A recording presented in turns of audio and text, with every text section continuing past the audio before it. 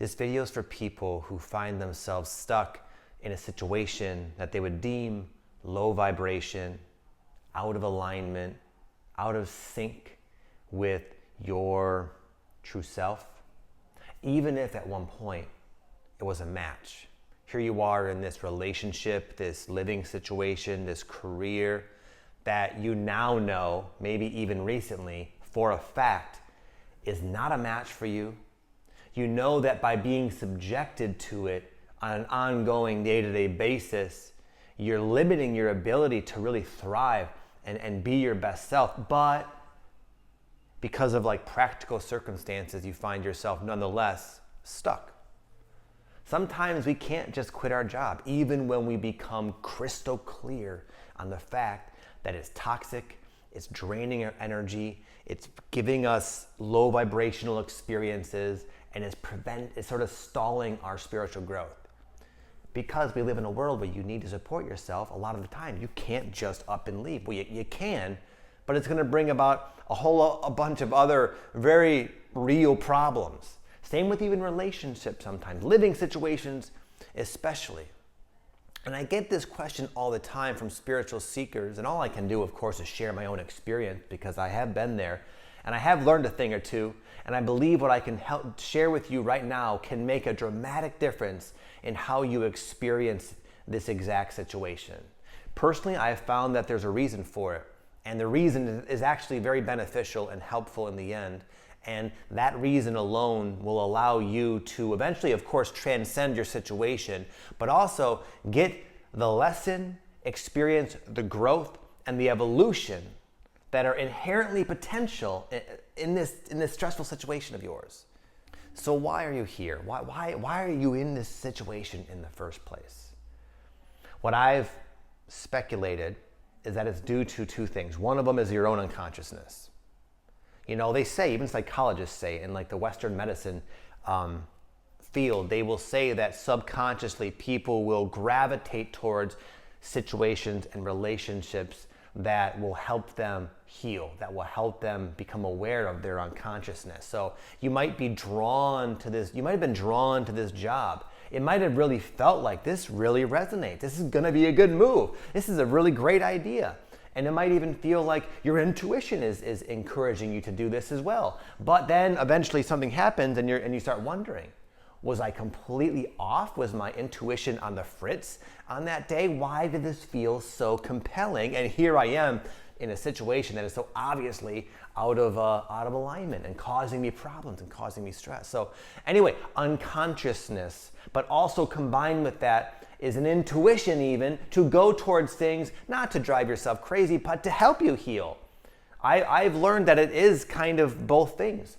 It can be a mistake, and simultaneously it can be an opportunity that your intuition or your higher self or whatever thought would benefit you in the end.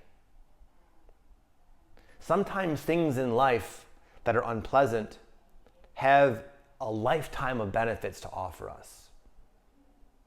What comes to mind, I just watched this thing on National Geographic a couple days ago, and there's this, it's actually not just this one tribe, but there's this one tribe I was watching in Brazil, and they have this rite of passage for teenagers, men in particular, when they get to 16, 17 years old, something like that. I forgot the exact age. But they do this crazy thing that you would think and look at as if there was zero benefits whatsoever. And what it was is they would wear these gloves filled with angry, restless, trapped bullet ants. If you don't know what a bullet ant is, I'll inform you. It possesses the most painful bite known to man out of any other bug, from what I've been told. One bite from one bullet ant can make a strong person pass out from the pain. It's that bad. They're big ants with big mouths, and ants are very strong. And these people, they wear these gloves with probably, hundreds of bullet ants, each glove, and they have to wear them getting bit up hundreds of times for I think 10 minutes as they dance around in a circle with the elders and with the rest of the tribes people. And they do this, guess how many times they have to do this? Not just once, which, my God, can you imagine? 20 times. 20 times. And they say the real pain begins when you take the gloves off. They're in agony for about 24 hours until all that venom's out of their system. They do that 20 times. Now, why would they do that? That seems like the stupidest thing. Like, I couldn't even think of something that seems on paper dumber and more pointless and more unnecessarily painful than that. But these tribes people, they have a level of courage. They have a level of self-discipline, self-awareness, badassery, I might even say, that they gain from this rite of passage. It's helpful for a young man to go through some type of formal rite of passage, especially when there's like the support of the tribe and everything, because it does help them sort of shake away the limitations and sort of formally move on from a more naive, immature state of mind, and they really get to come into their maturity, their adulthood. Imagine one of those people who have been through that, all of a sudden, they don't get the promotion at work they were expecting. They're going to probably be completely unfazed because they've endured more. Now, not that we have to go and seek out painful situations. I don't think that's necessary. I think we can learn similar lessons in a much less aggressive way, in my opinion. However, sometimes unconsciously, we will find ourselves in a challenging situation.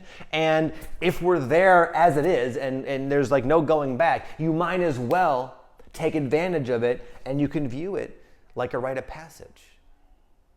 I've been through things in my spiritual awakening that I wasn't wanting, that at the time were highly stressful, highly out of alignment, sometimes even painful and challenging. But I can see now, looking back, that they made me into the person I am today.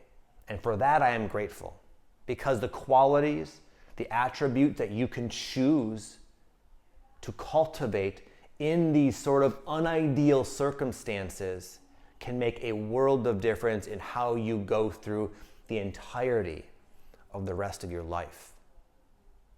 Another thing these things help us do, and this seems to be more common in my experience, is to give you clarity. Maybe this thing that is now driving you crazy and weighing you down, at one time was what you thought you wanted. But in going into it and realizing very clearly this is not what you want, I bet you have a lot more clarity of what it is you in fact do want. My friend Aaron recently, he went to Miami, and he's a YouTuber like me, and he got this really cool, condo. He rented a condo for like a month or so, like 6 weeks, at really high up in this building. And he thought, sorry, my dogs are all running by. He thought it would be this amazing experience. He felt guided to go there. But within about a day, he realized like the energy for him was not a match. He found it to be much too intense, you might say. It's very fast-paced hustle and bustle. It's cool, it's like pretty, there's the beach and a lot of cool stuff to do. But he realized almost immediately that this was a mistake. This is not what I want. It's what I thought I wanted. But you know what? That allowed him to start to kind of introspect and ask himself, well, why was I drawn to this in the first place? What is this feedback helping me now get clear on? Now he knows what he needs. What he values is like nature, for example. Now he knows more clearly what he wants. This happens all the time with relationships. How many times have you been drawn to someone that if you were to sort of predict how it would go based upon that initial meeting, you would think it's a match made in heaven? You feel like a genuine harmony. Maybe even there's some synchronicity, and it feels like, wow. And then you find yourself completely perplexed when a different side of this person comes out, and what it is probably some toxic behavior that triggers you. And it's like, it's something it's a non-negotiable. You can't deal with it. And it's like, why did this happen? Why did I feel so drawn to this person that has this characteristic that is so unappealing that I have to get out now? What a waste of time. No. Because again, now you know what you want more so. Now you know what you're unwilling to put up with. And then you can kind of add that to the various, like the signal you put out there to the universe. Without the feedback, we wouldn't really know more precisely what truly is in alignment. This is a huge thing in business. You know, I have a few different businesses, and I've had a lot of failed ones as well. And they always start out with an idea that lights you up, that feels like this thing can't fail. I can sense into just how awesome this is gonna be. But for that to really come into fruition in the way I envisioned, I have to encounter, undoubtedly, every single business I've ever successfully launched, countless mistakes, problems, challenges, things like that. But every single one of them provides a little seed of wisdom, a little seed of information.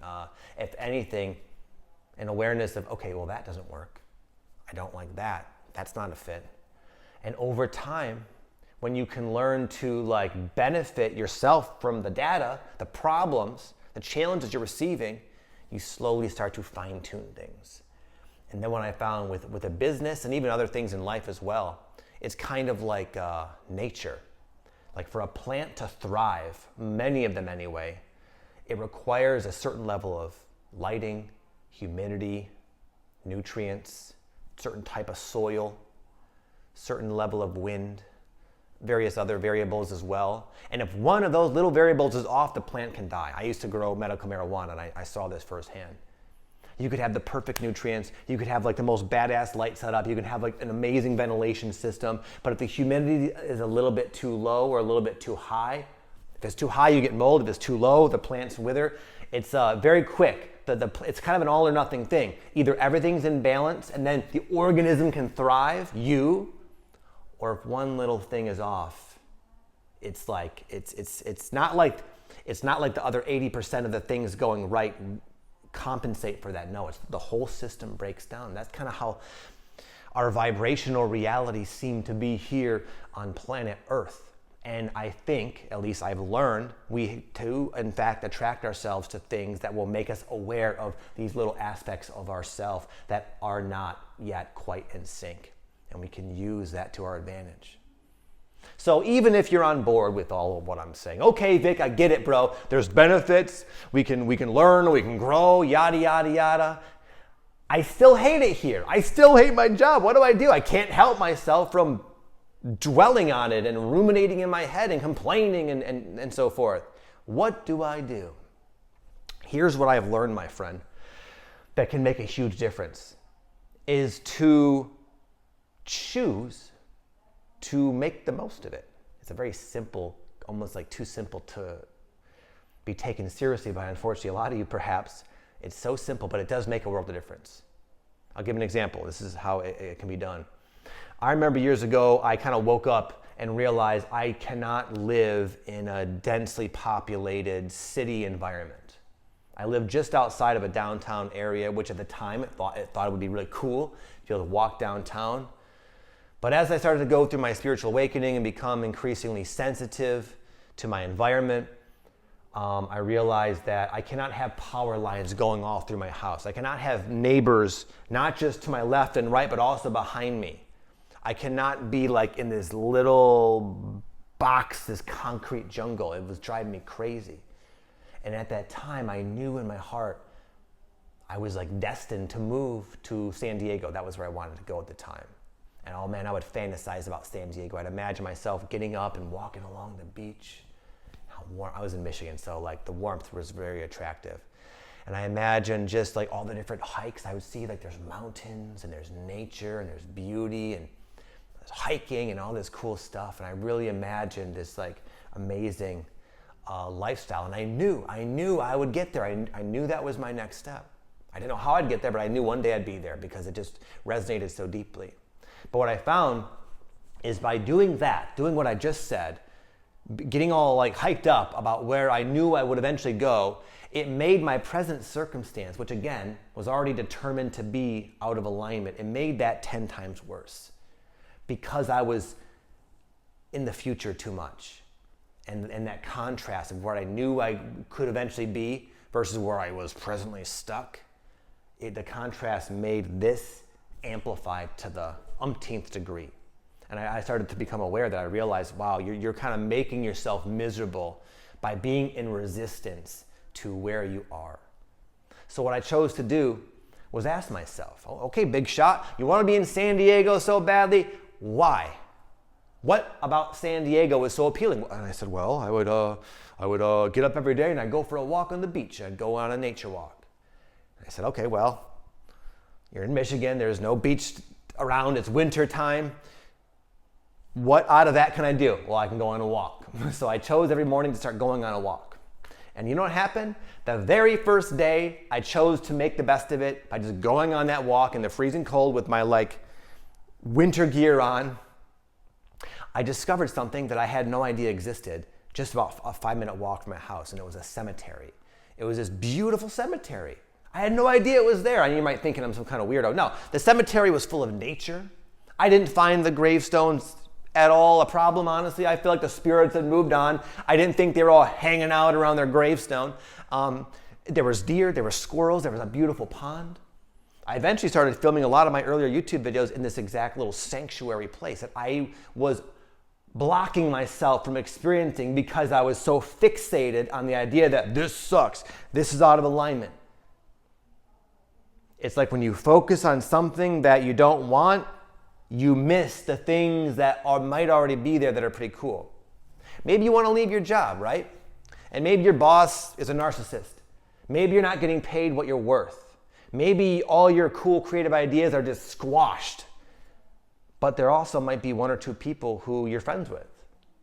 And those 1 or 2 people you may never see again when you finally do transcend this situation.